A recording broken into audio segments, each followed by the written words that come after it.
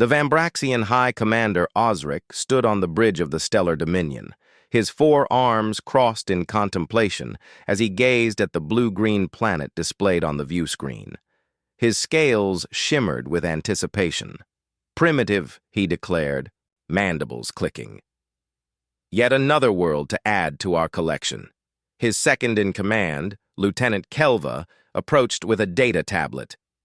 The inhabitants call themselves humans, High Commander. They've only achieved rudimentary space travel, confined to their own planetary system. Perfect. Osric's secondary eyes blinked with pleasure. Begin the standard intimidation protocol. Let's see how quickly they surrender. The Vambraxian Empire had conquered 37 species across 12 galactic sectors. Their method was consistent.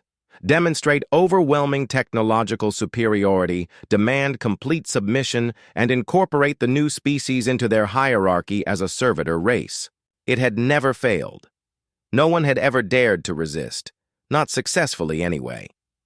Dr. Mira Espinoza had been tracking the anomaly for 3 days when the alien ship finally dropped its cloaking technology. The massive vessel, nearly the size of Manhattan, appeared suddenly in orbit around Earth, causing global panic. They're broadcasting on all frequencies, her colleague, Dr. Ayasu Bekele, announced, his voice steady despite the historic nature of the moment. Mira rushed to the communications array at the Pan-Global Space Agency headquarters. Within minutes, the alien transmission was being translated by the agency's quantum computers. The message was simple. Surrender your world within 72 hours or face extinction. Well, Mira said, removing her glasses, that's not very friendly. Within hours, the United Earth Coalition assembled an emergency summit. Representatives from all nations gathered virtually as military leaders assessed their options. Admiral Ryland Knox, a weathered veteran with a reputation for unconventional thinking, addressed the assembly. Let's be clear. We cannot match their technology, but we haven't survived as a species by rolling over when threatened. What are you suggesting, Admiral? Asked President Durbin. We have 3 days before they expect an answer. We give them one now, Knox replied. We tell them we're still discussing their offer, but in the meantime, we'd like to invite their representatives to Earth as a gesture of good faith. Specialist Vera Patel raised her hand. Sir, they could obliterate us from orbit. Why would they accept? Knox smiled grimly. Because conquerors are predictable.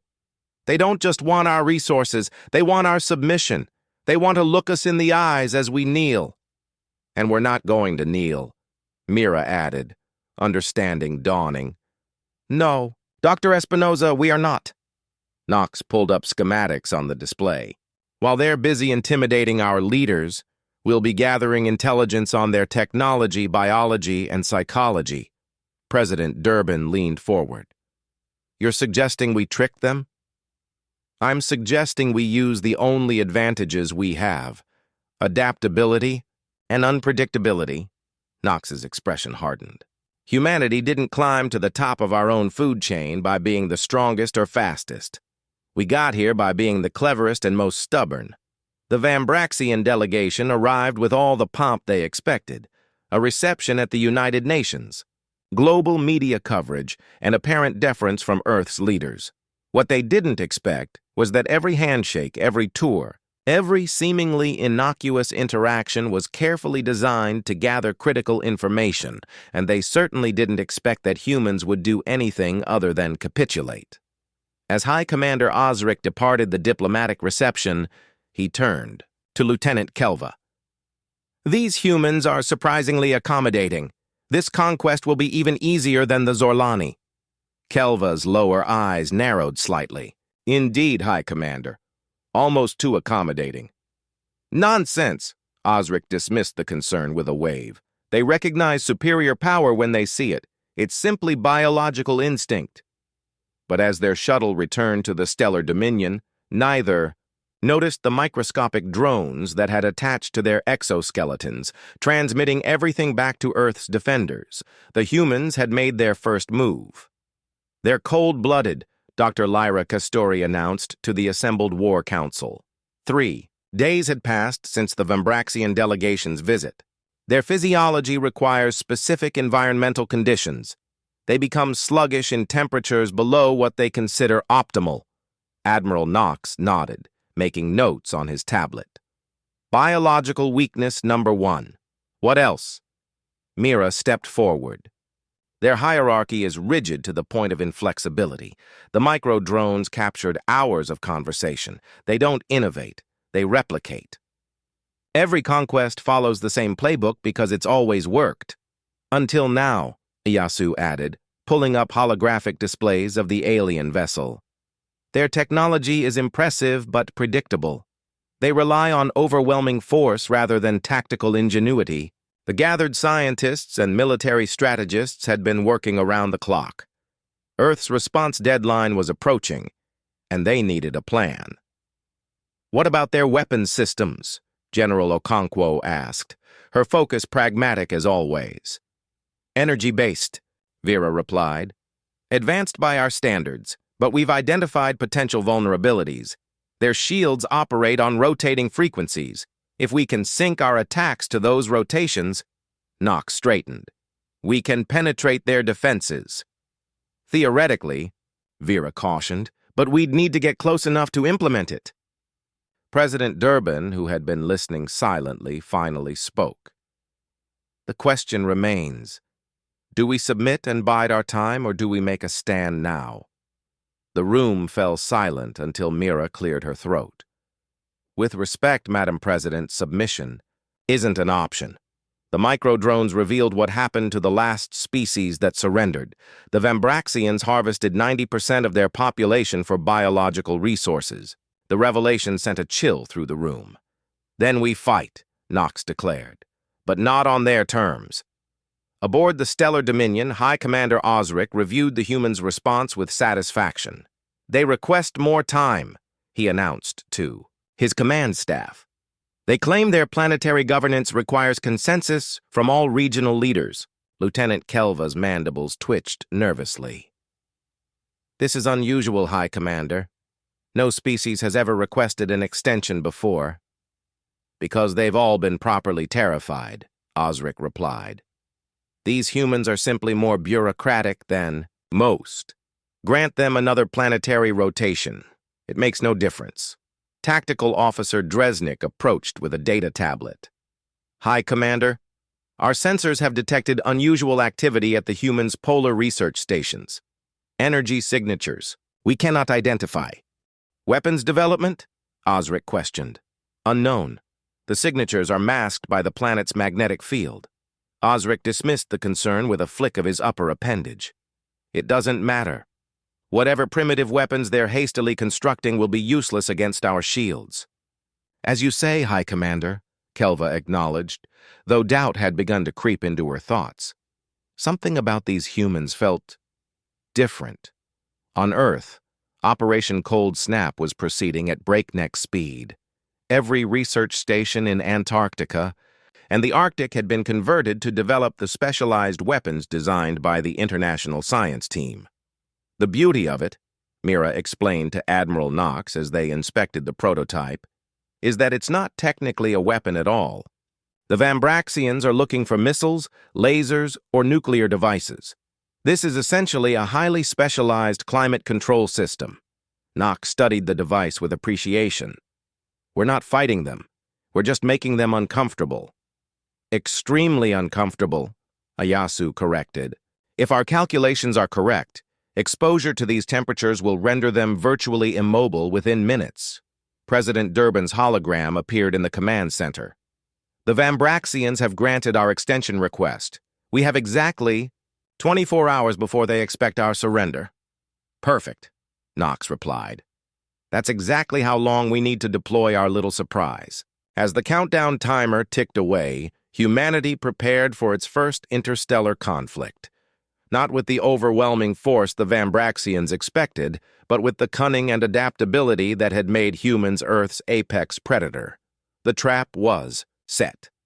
Now they just needed the invaders to spring it. Incoming transmission from the human leadership, announced the Vambraxian communications officer. High Commander Osric settled into his command throne, his forearms arranged in the formal position of dominance. Display. The view screen flickered to life, showing President Durbin flanked by representatives from various Earth nations.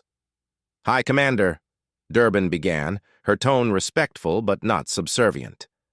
After careful consideration, Earth has decided to respond to your ultimatum. Osric's mandibles clicked in anticipation. I trust you've made the wise choice to surrender. Actually, Durbin replied, we'd like to invite you to a formal ceremony. Our species believes in marking historic occasions with proper respect. If you and your command staff would join us at our global headquarters, we will officially recognize Vambraxian authority. Osric's secondary eyes blinked in surprise. This was unprecedented. Most species simply transmitted their capitulation. But the request appealed to his sense of ceremony. Very well, he decided. We shall attend your ceremony. Prepare to receive our delegation in 12 of your hours. After the transmission ended, Lieutenant Kelva approached hesitantly. Hi, Commander, this seems unusual. It's submission with dignity, Osric replied dismissively. These humans wish to save face. We shall allow them this small concession before we begin resource extraction. Our intelligence suggests humans are unpredictable, Kelva persisted. Perhaps we should conduct the ceremony aboard the Stellar Dominion instead. Osric's scales flushed with irritation. Are you suggesting I fear creatures who have barely left their own atmosphere? Remember your place, Lieutenant? Kelva lowered all four eyes in deference. Of course, High Commander. On Earth, Operation Cold Snap entered its final phase. They took the bait, Admiral Knox announced to the assembled team at the Antarctic Command Center. Deploy all units to the designated coordinates. Across the globe, specialized units moved into position around the United Nations complex in New York. The equipment, disguised as decorative structures, security scanners, and climate control systems, formed a perfect perimeter around the area where the Vambraxian delegation would land. Mira and Iyasu supervised the final calibrations. Remember, Mira instructed the technicians, we don't activate until all the primary targets are within the operational zone. What if they bring weapons? One of the technicians asked. They will, Knox answered, joining them. But their scans show these aren't weapons, because technically they aren't. We're just going to make the room very, very cold. President Durbin arrived at the command center, her expression grim but determined. The delegation I'm leading is prepared. Everyone understands the risks. The moment we activate the temperature drop, our people need to be at least 10 meters from any Vambraxian, Iyasu reminded her. The cold won't affect humans as severely, but you'll still feel it. Durbin nodded. We'll be ready. The Vambraxian shuttle descended through Earth's atmosphere with an intentional display of power, sonic booms marking its path as it approached the landing zone. High Commander Osric had selected his most intimidating warriors for the delegation, each standing over 7 feet tall with gleaming ceremonial armor. As they disembarked, a human honor guard greeted them with what appeared to be traditional, military ceremony. Osric was pleased by the display of respect. President Durbin stepped forward. High Commander, welcome to the United Nations. If you'll follow me, the world's leaders are assembled in the General Assembly Hall. Osric gestured for his warriors to follow as they entered the building. He noticed the unusual number of decorative installations along their path, but dismissed them as primitive human aesthetics. Inside the Grand Hall, representatives from Earth's nations rose as the Vambraxian delegation entered. Cameras broadcast the event globally. It was exactly the kind of submission ceremony Osric had anticipated. Before we begin the formal proceedings, Durbin announced, perhaps you would like to address the Assembly, High Commander? Osric stepped to the podium, his imposing figure dwarfing the human president beside him. People of Earth, he began, his translator converting his clicks and vibrations to human language. Today marks your world's incorporation into the glorious Vambraxian Empire. Your cooperation will be rewarded with... A subtle signal passed between Durbin and Admiral Knox, who stood at the back of the hall. Now, Knox spoke quietly into his communicator. Instantly, the hidden systems activated. Temperature in the hall plummeted at an unprecedented rate, dropping from a comfortable 70 Celsius to nearly freezing within seconds. The effect on the Vambraxians was immediate and dramatic. Osric's speech faltered as his cold-blooded physiology responded to the sudden temperature change. His movements slowed, his articulation becoming labored. "What is happening?"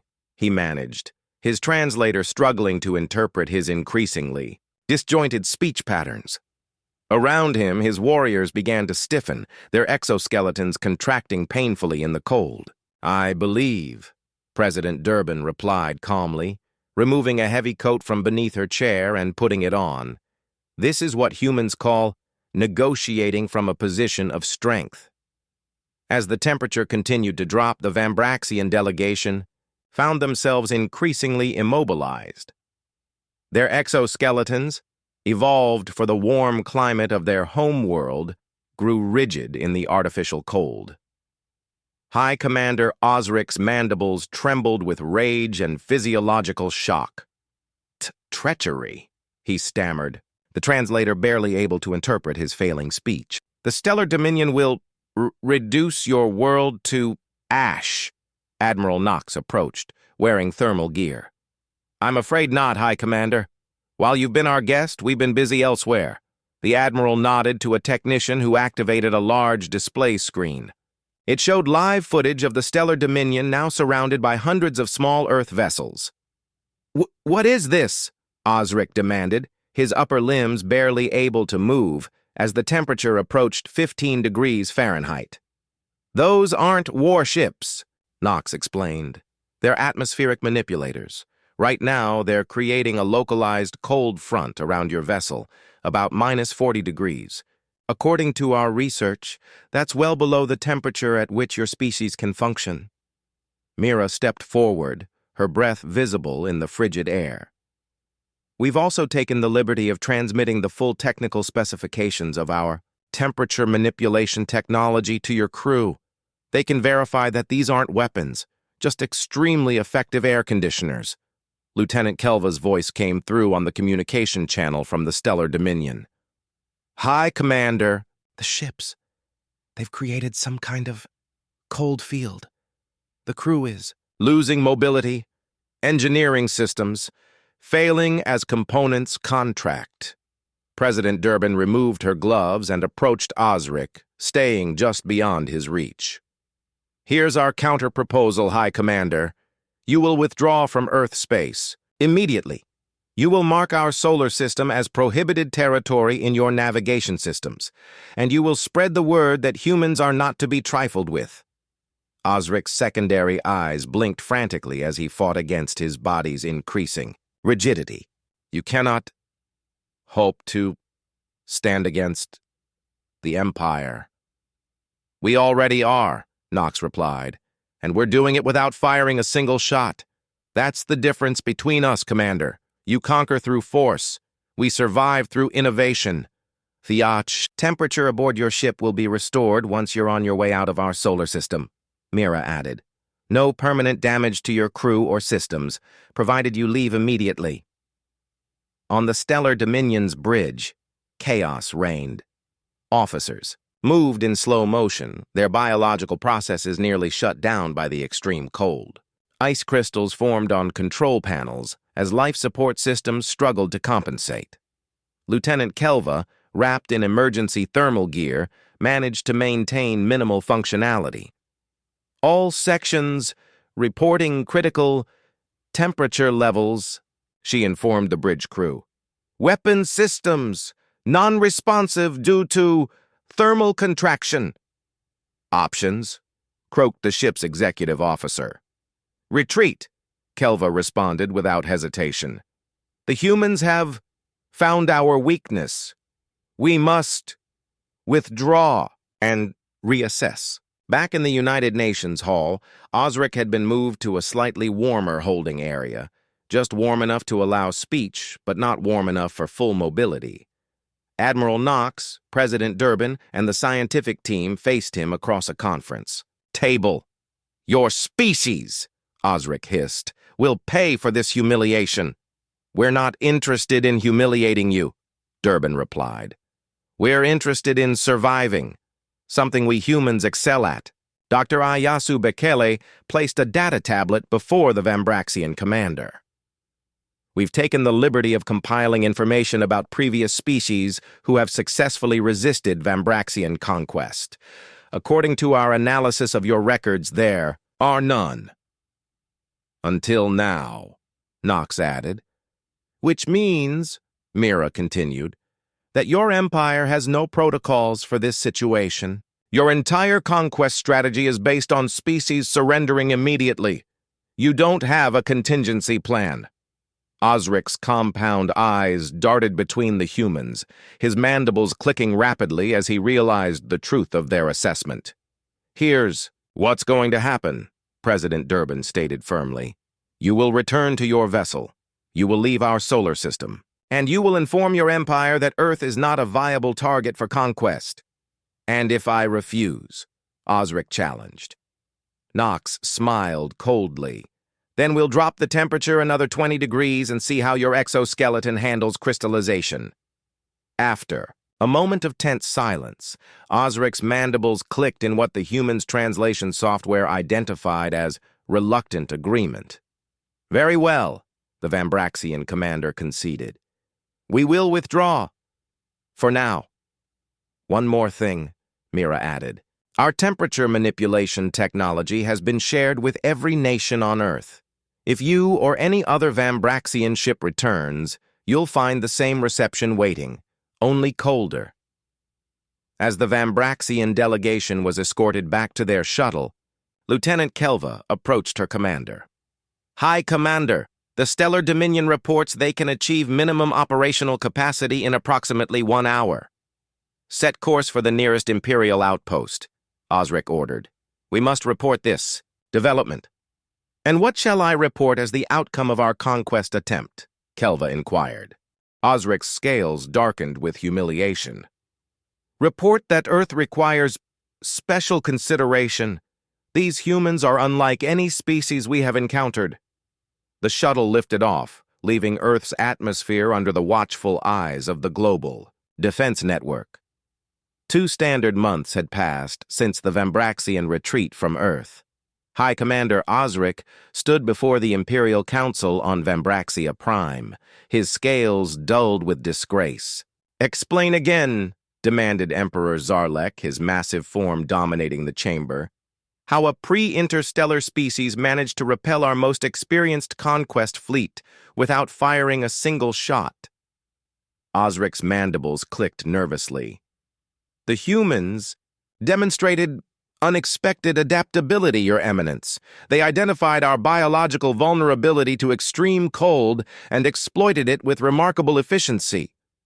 They used climate control against a spacefaring empire. The Emperor's voice conveyed disbelief and rage in equal measure. They did not engage us conventionally, Osric explained.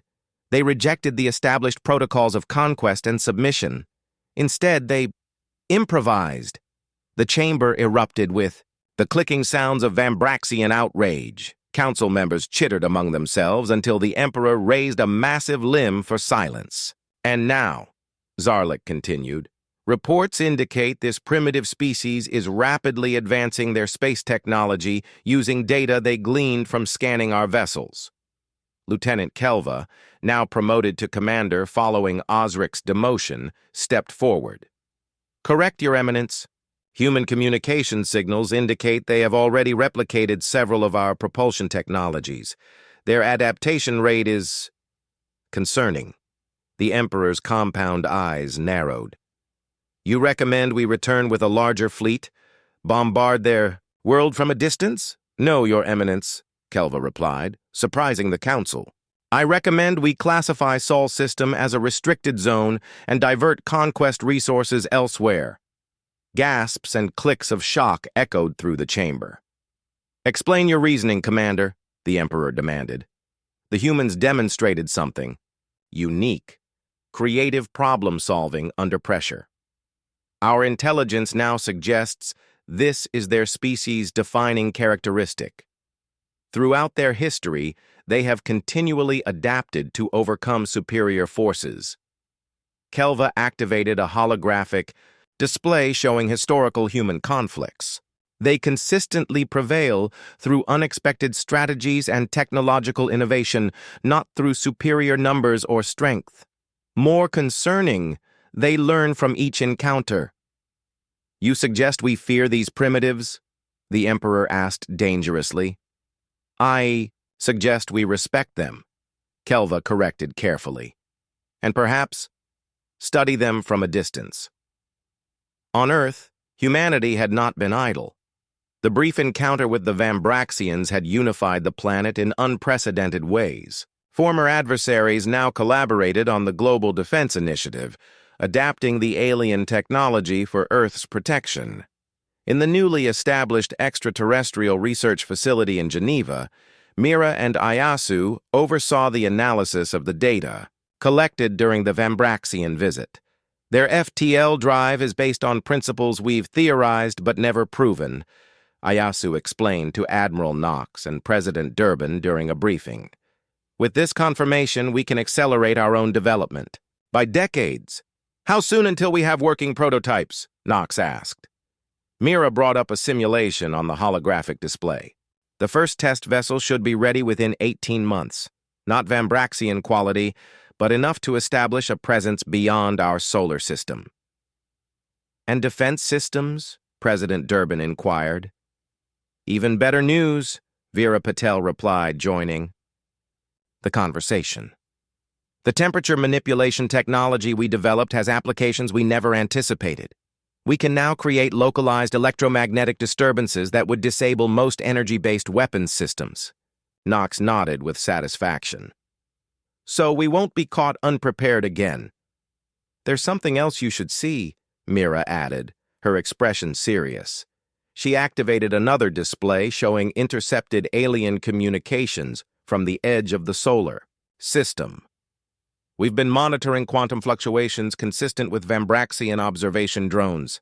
They're watching us, studying their new predator, Knox mused. Or potential competitor, Ayasu suggested. The translation algorithm we developed from their language database recently decoded this. He played an audio file translated into English. Classification update, Earth humans now designated as Emerging Threat Level Alpha. Direct engagement prohibited without Imperial authorization. All vessels advised to maintain minimum safe distance. From Sol system. A slow smile spread across President Durbin's face. It seems we've made quite an impression. More than you know, Mira replied. We've also detected communications from at least 3 other spacefaring species who have taken notice of the Vambraxian retreat. Apparently, no one has ever sent them packing before. Meaning? Knox prompted. Meaning Earth is now on the galactic map, Ayasu explained. Not as a conquest target, but as the species that stood up to the Vambraxian Empire and won. And in their eyes, Vera added, we did it while still being confined to our own solar system. That makes us either incredibly brave or incredibly dangerous. Perhaps a bit of both, Durbin acknowledged. Where do we go from here? Knox studied the star map now displayed above the conference table.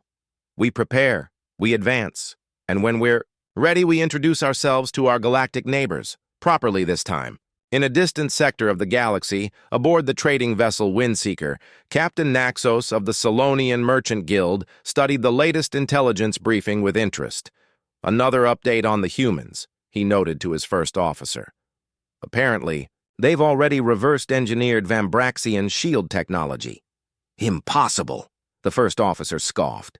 The Vambraxians only encountered them 3 local months ago. And yet, Naxos replied, displaying the verification data. Here we are. The Vambraxians made a grave error challenging this species. You sound almost admiring, Captain.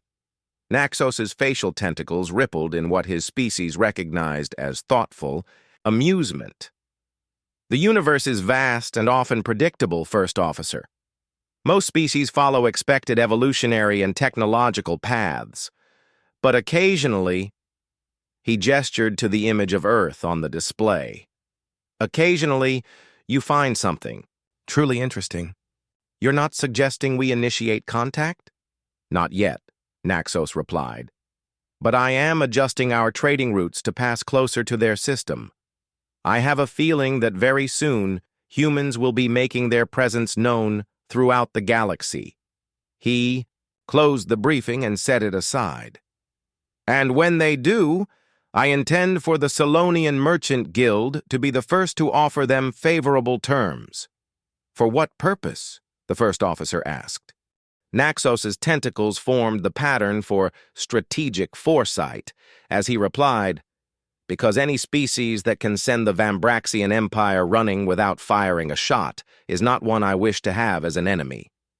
5 years had passed since humanity's first contact with the Vambraxians. Earth had transformed.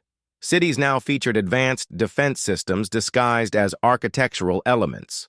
The United Global Space Program had established outposts on Mars, Europa, and Titan, with the first extrasolar expedition preparing for departure. Admiral Knox, now Fleet Commander Knox of the Earth Defense Force, stood aboard the bridge of the EDF Prometheus, humanity's first true interstellar vessel. Though smaller than the Vambraxian ships, it incorporated innovations that made it faster and more maneuverable. Final systems check complete, reported Captain Ryota Nakamura. All stations report ready for inaugural jump. Admiral Knox, you're receiving a priority transmission from Geneva, the communications officer announced. Knox nodded. Put it through. The holographic display activated, showing Dr. Mira Espinoza, now director of the Extraterrestrial Intelligence Division. Admiral, our long-range sensors have detected multiple vessels approaching Sol system, she reported without preamble. Knox straightened. Vambraxian? No, Mira replied. The configuration doesn't match any known Vambraxian design. These appear to be from at least 3 different species based on their distinct energy signatures. Hostile? Uncertain. They're maintaining a position just beyond Neptune's orbit. No weapon signatures detected, but they're definitely watching us.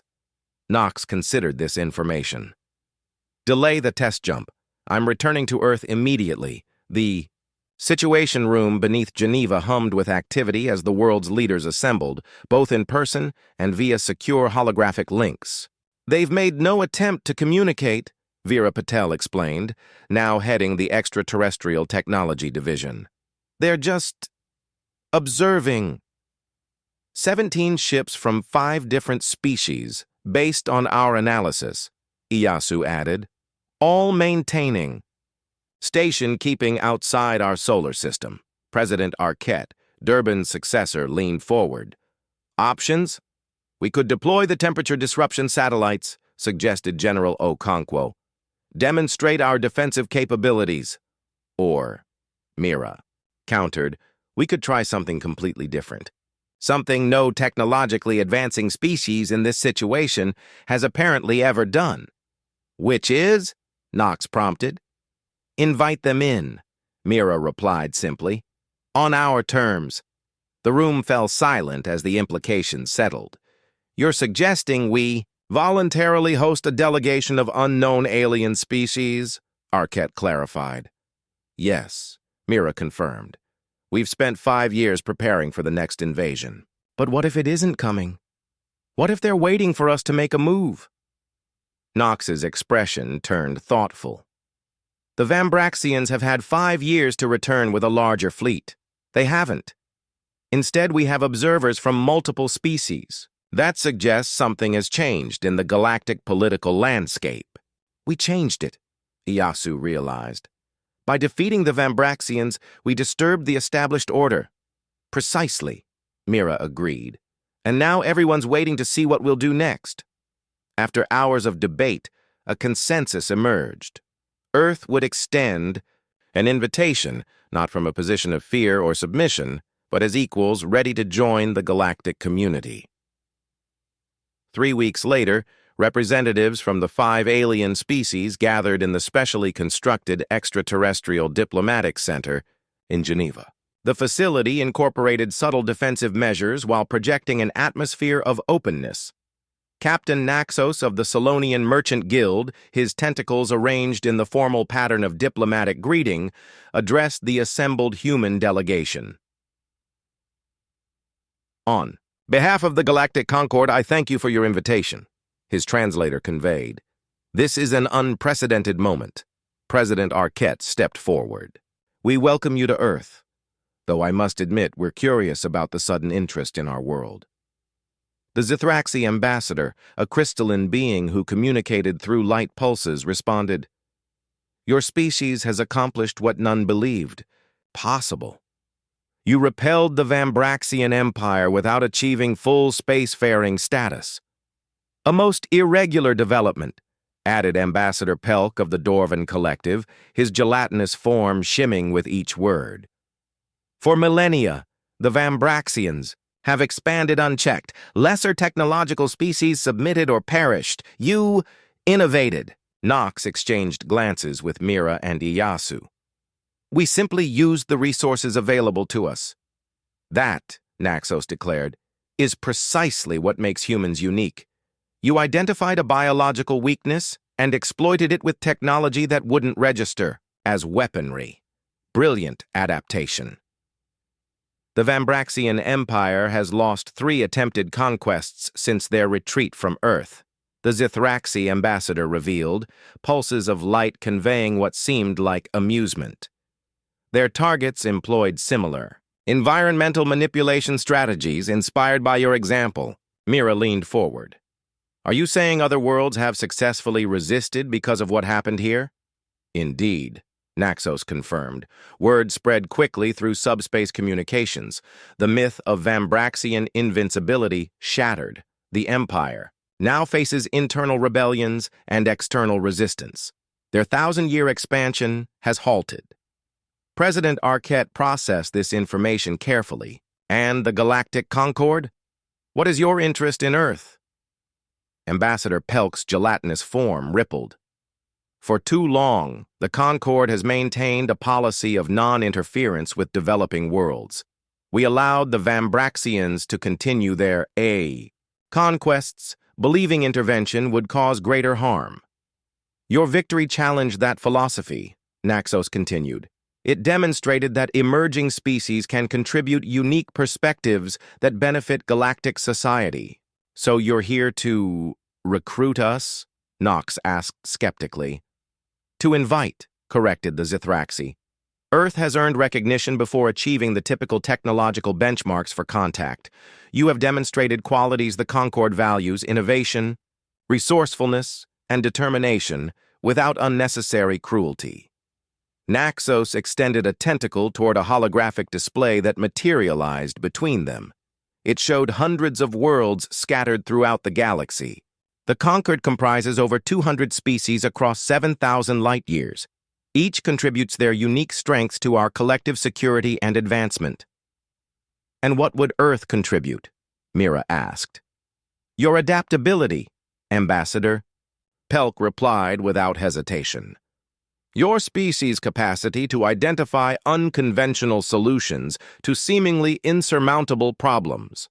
President Arquette studied the aliens carefully. And if we decline this invitation? Then we respectfully withdraw, Naxos replied. The choice must be yours. That principle is fundamental to the Concord. Nox nodded slightly to Arquette, who took a measured breath before responding. The people of Earth would be interested in learning more about this Concord, she stated. Not as subjects or junior partners, but as equals with our own unique contributions to make. Naxos's tentacles formed a pattern that the translator interpreted as profound satisfaction. That is precisely why you were invited, President Arquette. The age of conquest is ending. The Vambraxians made a grave miscalculation when they threatened your world. What was that? Knox asked. The Zithraxi ambassador's crystalline form pulsed brightly as the translator conveyed, "They failed to recognize that challenging a species that has consistently overcome every obstacle in its evolutionary history, a species that always finds a way to come out on top, was perhaps the biggest mistake in their empire's long history." As the first formal meetings between Earth and the Galactic Concord began, a Vambraxian observer vessel maintained position at the edge of the solar system, recording everything. Lieutenant Kelva, now a full commander, prepared her report for the Emperor. "Observe only," her orders had stated. "Do not engage." As she watched the proceedings via long-range sensors, she couldn't help but feel a grudging admiration for these humans who had changed the course of galactic history with nothing more than cleverness and determination. "Your assessment, Commander?" her second-in-command inquired. Kelva's mandibles clicked thoughtfully. "I believe, Lieutenant, that we have witnessed the birth of a new galactic power, one that does not conquer through force, but transforms through example. The Emperor will not be pleased." "No," Kelva agreed. "But even the Emperor must adapt or face extinction. That is the lesson these humans have taught us all." As the Vambraxian observation vessel slipped away into the darkness of space, humanity took its first confident steps onto the galactic stage, not as conquerors or the conquered, but as innovators who had forever changed the rules of the game. The EDF Prometheus, too, drifted into orbit around Vambraxia Prime, its sleek design a testament to how far human technology had advanced. On the bridge, Fleet Admiral Mira Espinosa, her hair now streaked with gray, stood beside the ship's captain, Nazario Conquo. "Never thought I'd see this day," Mira remarked quietly. "Being invited to the capital world of the species that once tried to conquer us." Captain Okonkwo smiled. "Times change, Admiral. So do empires." Below them, the once mighty Vambraxian homeworld showed clear signs of economic decline. The fall of their conquest-based economy had forced painful restructuring throughout their society. "Incoming transmission from the Imperial Palace," the communications officer announced. "On screen," Mira ordered. The image of Emperor Zarlek appeared. Older, his once vibrant scales now dulled with age. "Admiral Espinosa, on behalf of the reformed Vambraxian Federation, I welcome you to our homeworld." "Your Eminence," Mira acknowledged, with a respectful nod. "The United Earth Alliance appreciates your invitation to these trade negotiations." "The first of many, I hope," the Emperor replied. "Our peoples have much to learn from each other." As diplomatic pleasantries continued, Mira's mind drifted back to that fateful day when the Vambraxians first appeared in Earth's skies. Who could have imagined that their attempted conquest would lead not to Earth's subjugation, but to a fundamental shift in galactic power dynamics? The Galactic Concord now included 37 new member species, all formerly threatened by Vambraxian expansion, all inspired by Earth's example of resistance through innovation rather than military might. "Shuttle Bay reports they're ready for our delegation," Captain Okonkwo reported, bringing Mira back to the present. "Then let's not keep history waiting," she replied. In the Grand Imperial Hall, the human delegation stood before the assembled Vambraxian Council. Among the council members sat a familiar figure, Commander Kelva, now bearing the insignia of Imperial Advisor. "The treaty before us today," Emperor Zarlek announced, "marks the official end of an era. The Vambraxian Federation renounces conquest as a means of expansion and commits to peaceful cooperation with all sentient species." As the Emperor spoke, Kelva's gaze met Mira's. There was recognition there. The veteran warriors of a conflict that had reshaped galactic civilization, acknowledging each other across the divide of species and history. When the ceremony concluded, Kelva approached the human delegation. Admiral Espinoza, I believe we have met before, though under different circumstances. Indeed, Advisor Kelva, Mira replied. I was part of the team that developed the temperature manipulation technology. Kelva's mandibles clicked in what the humans now recognized as thoughtful amusement. A simple solution, yet so effective, it changed everything. Sometimes the most powerful weapons aren't weapons at all, Mira observed. A lesson my people learned at great cost, Kelva acknowledged. Though perhaps it was a lesson we needed, as a... They walked together through the Imperial Gardens. Kelva gestured toward the sky where hundreds of ships from dozens of species now orbited peacefully. Before your species entered the galactic stage, conflict and conquest were the established order. The strong dominated the weak. It was efficient, if brutal. And now, Mira prompted. Now cooperation yields greater benefits than conquest ever did. Trade routes extend farther. Scientific advancement accelerates. Even the Vambraxian standard of living has improved, despite our initial resistance to change. Mira smiled. Sometimes, the best path forward isn't the one with the most firepower. A uniquely human perspective, Kelva noted, and one that has proven surprisingly infectious throughout the galaxy. As their meeting concluded, Kelva presented Mira with a small crystalline artifact, a traditional Vambraxian symbol of respect between equals. For what it's worth, Admiral, I am glad my people failed in their attempt to conquer yours. As am I, Advisor, Mira replied, though perhaps not for the reasons you might think. Oh? Had you succeeded, the galaxy would have continued as it always had, the strong consuming the weak in an endless cycle. By failing, by encountering a species that refused to play by the established rules, you helped create something far better. Kelva's mandibles formed the pattern for profound agreement. Indeed. Though I suspect that even if we had succeeded initially, your species would have found a way to prevail eventually. It seems to be what humans do best. From the observation deck of the Prometheus II, Mira later watched the glittering lights of ships from 100 worlds moving in complex patterns around Vambraxia Prime. Species that once would have fought. To the death now traded knowledge, culture, and resources freely. Captain Okonkwo joined her. Mission accomplished, Admiral? Beyond what any of us could have imagined, Mira replied. 20 years ago, we were fighting for our survival against an overwhelming force. Today, we're architects of a new galactic order. All because we refused to accept the rules of engagement as given, Okonkwo observed. Mira nodded. The Vambraxians made one critical mistake. They assumed that technological superiority guaranteed victory. When in fact, Mira finished, they were challenging the species that always comes out on top, not because we're stronger or faster or have better weapons, but because we never ever stop finding new ways to solve impossible problems. As the Prometheus II prepared to depart for its next diplomatic mission, a message arrived from Earth. The Global Council had unanimously approved funding for the most ambitious project yet, the Transgalactic Exploration Initiative.